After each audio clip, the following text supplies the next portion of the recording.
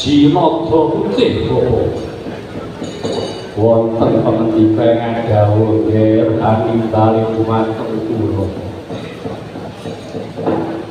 lan jeneng sira patih dadak tulak inggih wonten pamendika dawuh sinuwun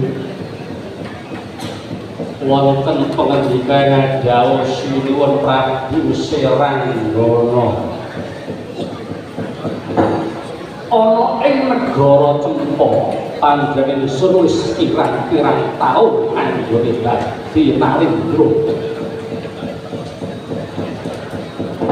Jroning atiku iki kan enggak samengko. Kepengin panjenengan ingsun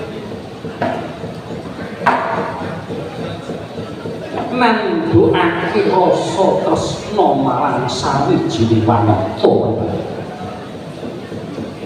Nah, sarene panjenenganipun Begawan Jinata Putih menika sampun wekit ing olah ngaman bapa paengi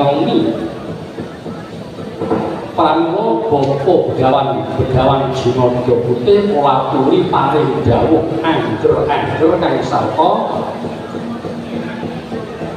paton-paton anggenipun kula badhe nambut silane ngarani mekaten nggih kados pundi yen paduka badhe palakrama kula badhe crita sawetawis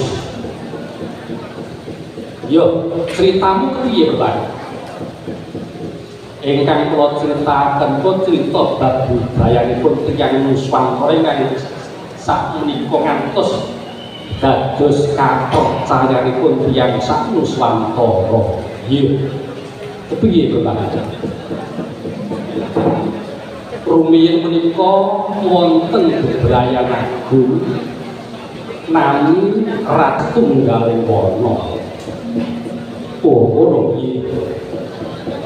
Nah, salehne Raden Respati mlebet wonten ing wana ing nah, lajeng mriku dipun topi dening Raden Respati. Wanita menika wau ngaku lamun piyambakipun nami Dewi Basundari. Yo, lanjut.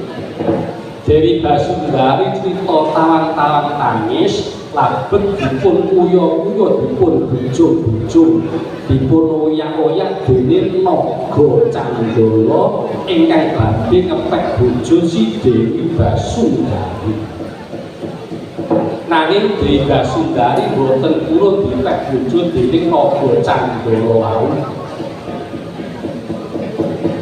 Lajeng Dewi Basundari nyuwun tulung dhateng Raden Respati supados dipun tulungi. Raden Respati paring dawuh, aku gelem nulungi kowe nek kowe gelem tapek bojo. Dewi Basundari matur, lho lha panjenengan apa dereng gadah garwa kok dadi ngepek garwa kula. Raden Respati paring dawuh, aku urung duwe bojo. Sawetara Respati ngaten. Nah, sarehne piyambakipun matur dereng gadah garwa, Dewi Basundari purun dipun garwa Raden Respati ning nyuwun tulung dipun tulungi.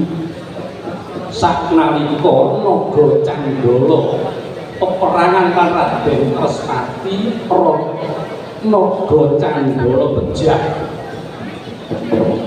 Naga Candala pejah dipun jiwak ngalor ngulon. Naga Candala pejah dipun buat ngetan paranipun ing mriku pejah dados naga taun.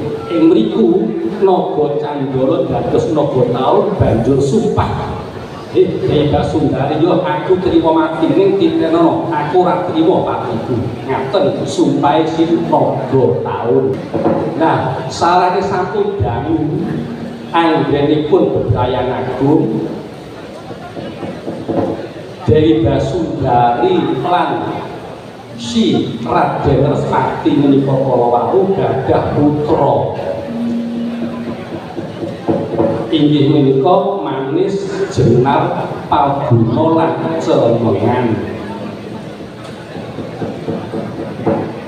Ingkang Rara Soma madosi enten putibunipun Raden Respati. Nah, pepanggihan bebrayanipun wonten ing tengah wana pranyata Raden Respati sampun rumah-rumah kelawan Dewi Basundari.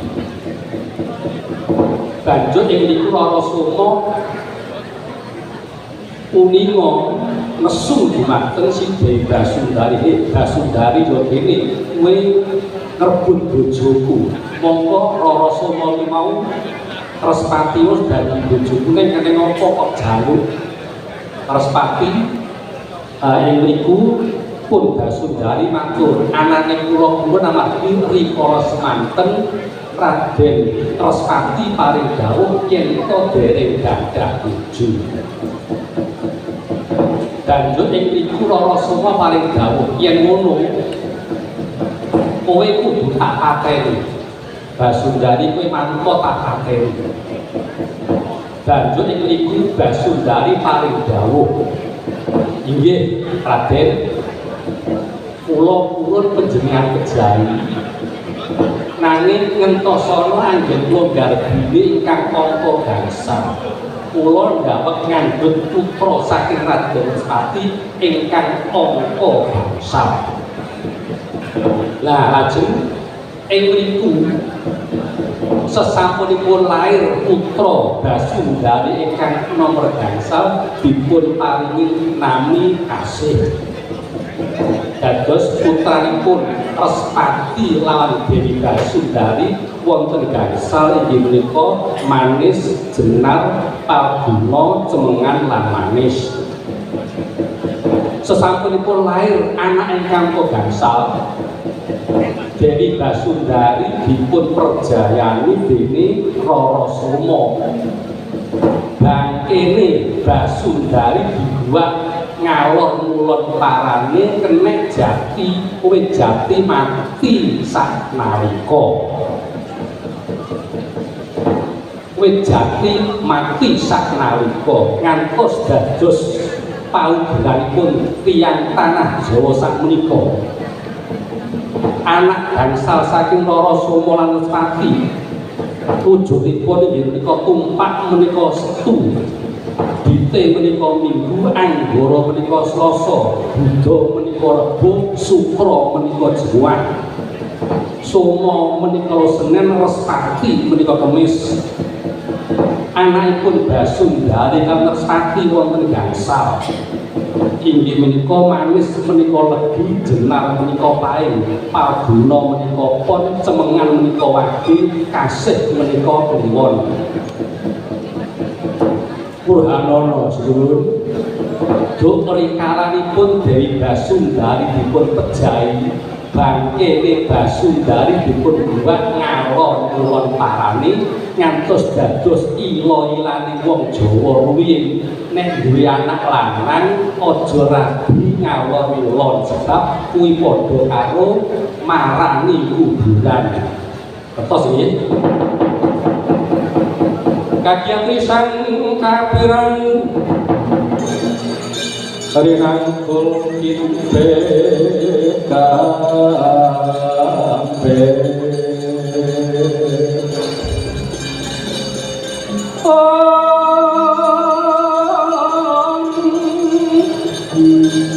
dok sang renang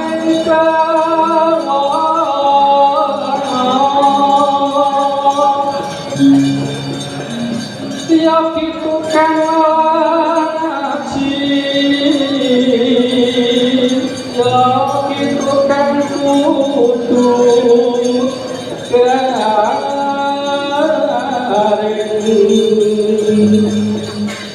tiap itu kan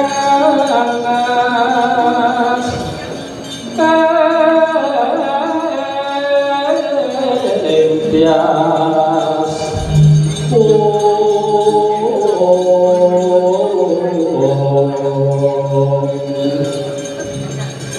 yo itu kangen nasihyan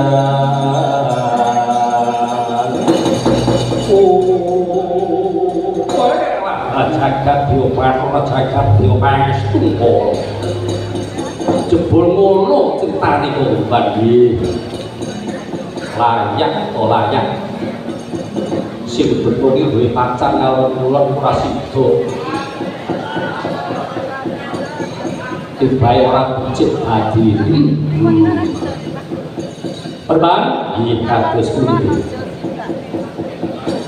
ingsun wis nyengker wanita ana ing gedhong waja negara Cempok yo wujude Sang Hyang Petari Sri Sang Hyang Petari Sri tak sengker ana ing gedhong waja negara Cempok sampun dados ila-ilaning tiyang tuna den Apsara Hapsari raseksa raseksi dewa dewi warang burna warang gani sampun dipun pilah-pilah panjenengan sampun mamah menika sanes jodho paduka malah panjenengan kudu dimuji syukur Dewi Sri mapan wonten ing tlatah Cempo negari Cempo ora sandang lan pangan menika kedah dipun budidaya supados Dewi Sri katrem tentrem keladuk sengsem wonten ing negari Cempo satemah negari Cempo adil makmur sinuwun kowe kathah yen kaya ngono krik napa ladya bala kene liwer ana ing Gedhawaja aja nganti ana satru kudu saling mungsuh kang ambebeda hakapiruang tenggene karawati jagang Dewi Sri aja nganti ucap saka negara Cempo iki mangestaken dawuh Dur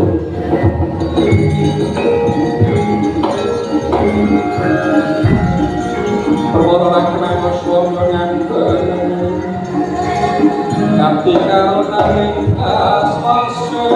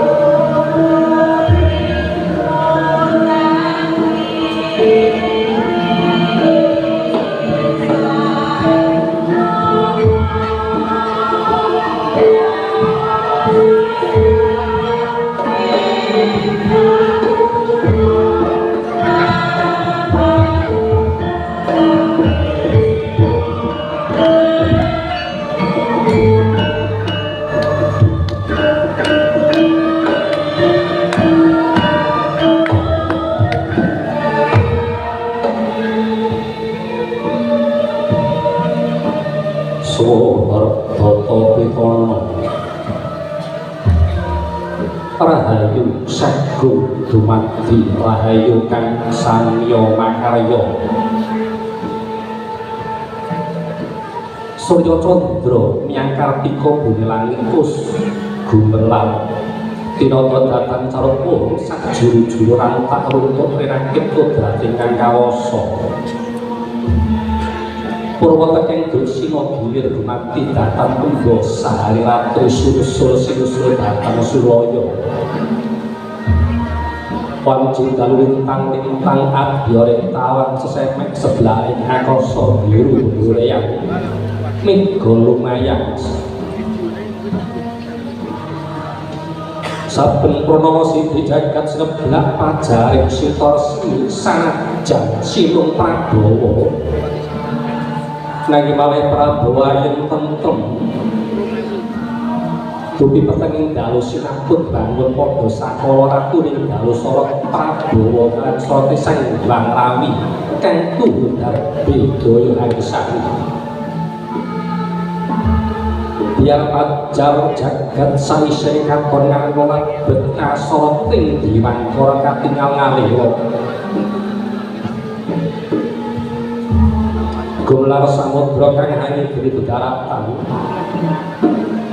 jalan pasang surut minangka papan dununging Burontaya dene daratan pinaku gunung-gunung ganjengan rinengga tanem tuwuh sarta kliwat yang janma manungsa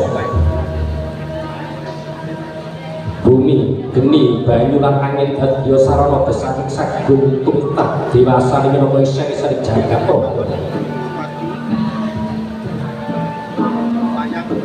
Anunggalipun kita ingkang minangka perwakaning kandha tuhu agari-agari ngamarta ya sebat Cintapura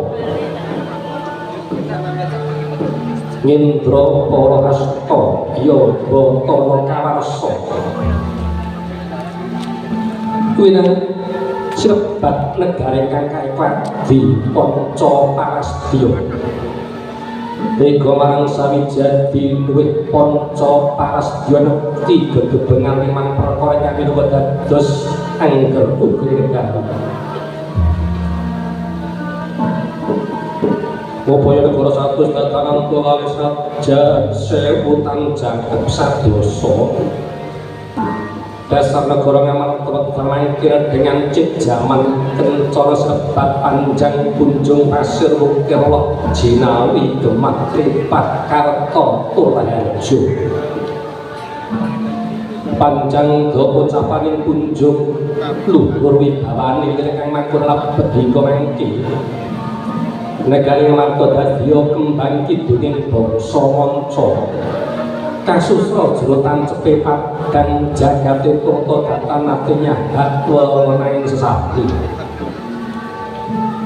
pasir samudra ukir gunung negari grembok samudra sugih sungapan kang sukitan kang kusmahewe pinaku gunung kang ganjengan Trego yang sendang-sendang dadya tuk sumbering kaya benawi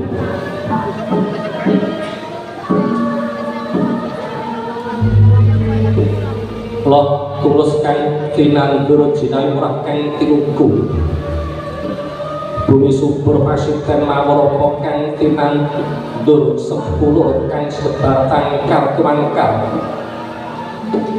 dasar yang dungger somurih lestari sagad duwe paningan angger boyo ijo royo sira candi pekilasan minangka tandha luhuring budaya bangsa gemak katitik raja harjane praja ipat harja kang sami lampah dagang said yang lurus-lurus datarana pedhot tebit sang sayaning dalan karto tentrem toto marut paugeran sepuhanen jalur istriwus pinambaran budi luhur ada dasar kegebenganing dasaring projo tebih ing wada winada cacat cinacap liwat boyong pimo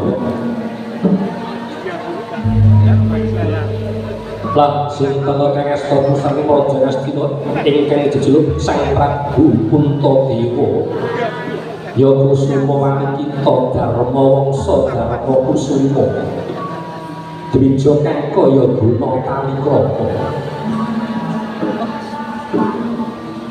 nyata ratu pemakuning bumi ingkang tansah ambut daya murid harja jejeking pranata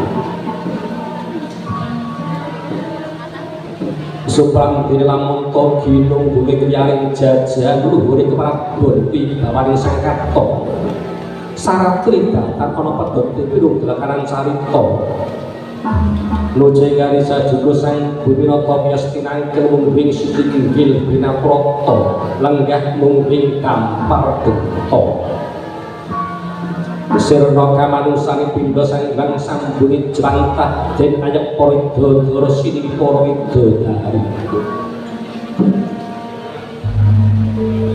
Rep sidang permanen katarana sabawani malawisit gegodongan datane Mbah Samira Datan lumampah nadyan wis pepahan genging pasedane para raya wastra inggih kadang nata panenggak Pandharaden Werkudara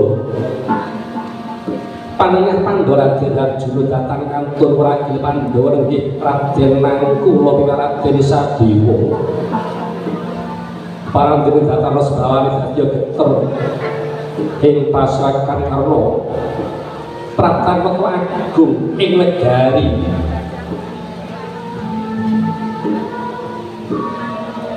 Dwarawati nggih Maha Prabu Sri Bathara Kresna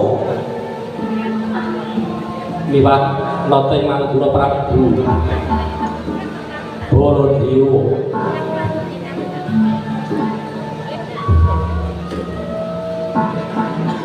dupe wis sami sumewa sang nata Dya Sasmita arsa pangandikan mangkur wargan sang nata dereng kawijine pisan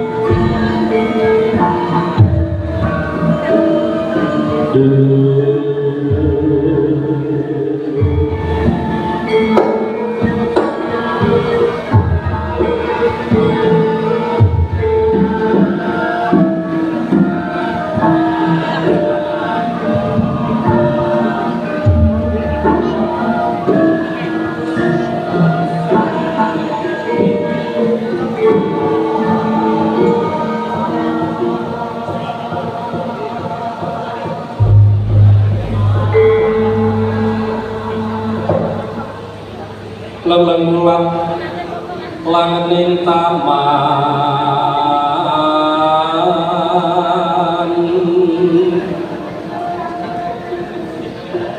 kumyiwaning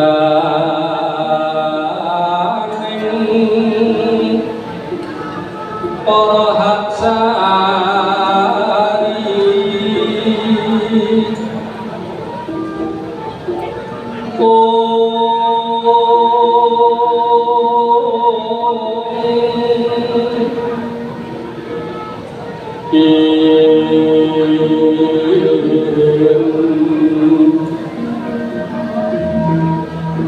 Hamba bargondo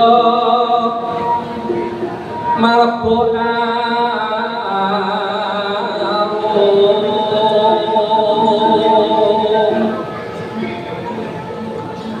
arum